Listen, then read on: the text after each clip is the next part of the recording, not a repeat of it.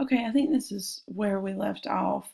We were talking about the Battle of Shiloh, and we've got here that Grant goes on the offensive, surprises the Confederates, the Union wins Shiloh. The results, this is so important. The Union cut the Confederacy's only rail line that connected Mississippi to Tennessee. We've already talked about in the past how they had so few rail track anyway. 20,000 troops are killed or wounded, which is the largest casualties yet in any battle. People in the North want Grant replaced because of these high casualties. And Lincoln says, I cannot spare this man. He fights. Perhaps he was thinking of this next guy when he made that comment because McClellan doesn't like to fight. All right, so 7 Days Campaign is next, also known as the Peninsula Campaign, June 1862. This is in the Eastern Theater. So McClellan's now in charge of the Union Army of the Potomac. So McClellan is a Union guy, very young, 34 years old. That was young for a general, cocky, and a complete perfectionist. So he always thought that a million things needed to be done before they were ready to fight. And it says he never thought his men were prepared enough or ready enough.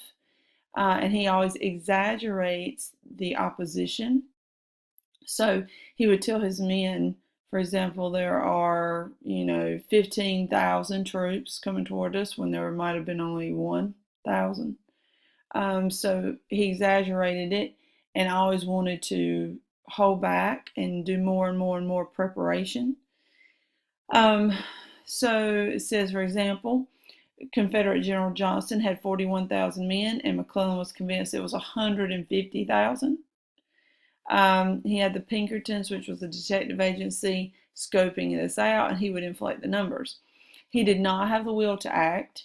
He does not like Lincoln. He's going to make some nasty remarks about Lincoln. McClellan basically takes too long to move, so the Confederates have plenty of time to get ready in Virginia prior to this 7 Days Campaign.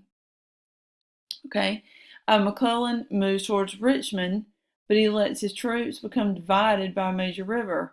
That's a problem. You never want your troops divided, separated from each other um, as you're advancing. And it says General Joseph Johnston, I'll show you a picture of him and McClellan, attacked McClellan's army, inflicting great harm. Johnston is hurt in the process.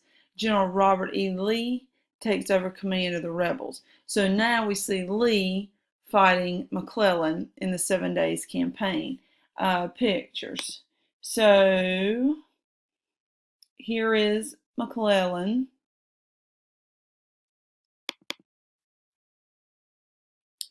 Okay, there he is. Notice he's quite a bit younger than some of the others I've showed you or will show you, 34. There's very good. Here's Grant. I mentioned him at Shiloh.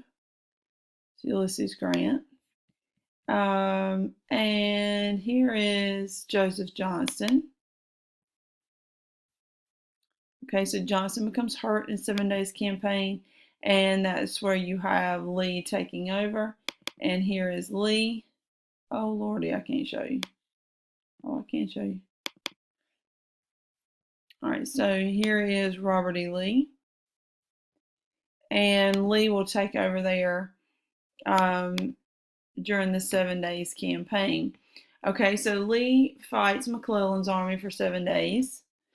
He's not able to win decisively, but he does inflict heavy casualties on the Union. In other words, he kills a lot of Union troops, forces them to retreat. Lee decides to attack the Union forces defending D.C. This became known as Second Bull Run. Same area as First Bull Run, First Manassas. Lee forced the North to retreat, leaving the Confederacy 20 miles from Washington. So the winner, the Confederacy, sort of.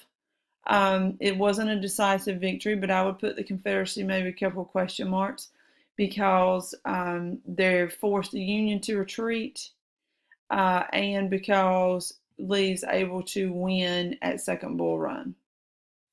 Okay. All right. Last page. Keep moving myself. Oh, Antietam. This is kind of a difficult way to end it. So Antietam. So Antietam is September 17th, 1862. So Confederate General Robert E. Lee decides to invade Maryland and set up victory on northern soil that will bring about the British recognition. They're still hoping the British will recognize them. So Lee wants to invade Maryland to get this victory. McClellan knew Lee's battle plan.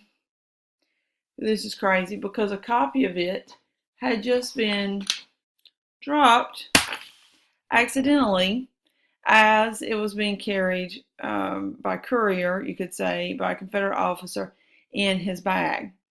So he drops it while riding on horseback and loses a copy of the battle plans, Lee's battle plans.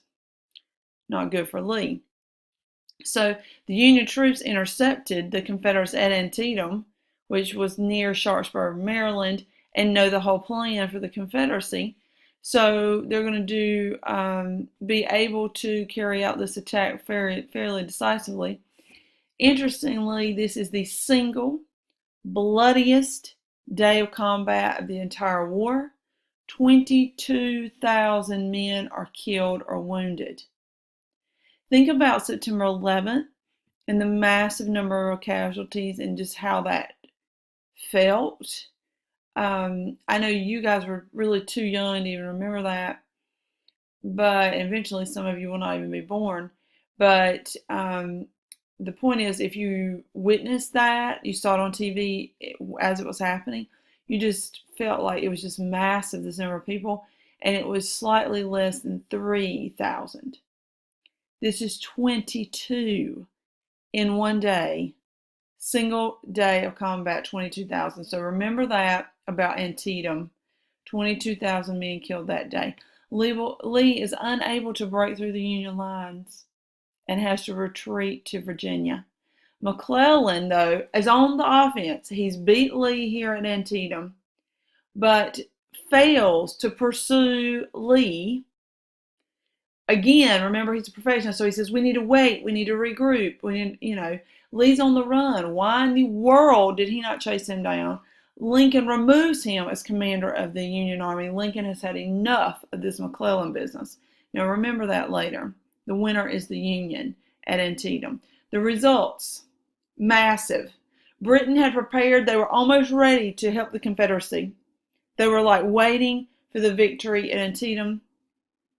When the rebels lose Antietam, the British say, we're done with this. We're not helping the Confederates at all. That is a major nail in the coffin of the Confederacies. Lincoln decides he's shifting his tune from this is a war to preserve the Union to this is a war about ending slavery. So he writes the Emancipation Proclamation, probably one of the most famous documents ever written in American history. The South was using its slaves to build forts and other things to help the Confederate soldiers. So this gave Lincoln the opportunity to say, this is, war. We're in the middle of war here, and you're using your slaves in their bondage to help your war effort? Absolutely not. So he sees that putting an end to slavery will punish the South and make the Union soldiers' sacrifices worthwhile. He sees these massive numbers of casualties coming in every day to his desk, and he says, something, we got to end this. He knew that ending slavery would end it. So January 1st, in the new year of 1863, he issues the Emancipation Proclamation. Very important. Most people think it freed slaves everywhere in the United States. It does not. It says slaves were freed only in the states that seceded and were not occupied by Union troops.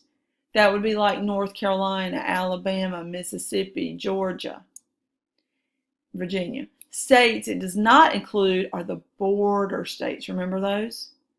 Okay, the border states like Kentucky, all right, for example. Those states can keep their slaves for a while. Okay, so Lincoln's going to say every slave in a state that seceded is now free. Transform the conflict from a war to preserve the Union to a war of liberation, meaning freeing the slaves. The South knew now if they lose the war, they lose their way of life. No more slavery. What in the world are they going to be able to do in the future? Because agriculture and slave labor on the backs of slaves was their ticket. Without that, they have no ticket. They have no way to make money or do anything economically. Okay. A couple pictures of Antietam, bloodiest single day. I think this is like one of the coolest pictures ever of Antietam. Here's the Confederacy. Here's the Union troops. 22,000 die that day. Another Antietam picture, which is an actual picture, because we start to get actual photographs during this war. Oh, I probably zoomed it too much. Move me again. Just dead everywhere. Death and destruction all over. And then the Emancipation Proclamation. Lincoln's freeing of the slaves is probably one of the many, many things. I'd say this is in the top 2 or 3 greatest things he ever did as president. The Emancipation Proclamation. So emancipation means freedom. So he's proclaiming freedom for the slaves and moving them out of this terrible condition that they have been in. Okay? So you need to go back and do your essential questions, which I have time to do right now, so we'll try to do that. What was Lincoln's overall goal for most of the war? It was preserve the Union, keep the states together, and eventually reunite the South with the rest of the United States. Anaconda Plan. Remember, it was Scott's plan, not this page. It was Scott's plan, there it is. And he said the Union Navy will block southern ports so they can't trade. Riverboats for the Union will go down the Mississippi and take the Mississippi, control it so the South can't use it, and cut the Confederacy into 2, raise up an army of 500,000 to take Richmond, and that will be the death of the Confederacy. Okay? Now, we haven't exactly done all of this yet. There is more to come in the way of battles. Thanks for hanging in there. That was a lot of ground to cover and a lot of dead people to take care of there.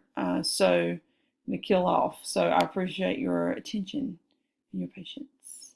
Please write a summary.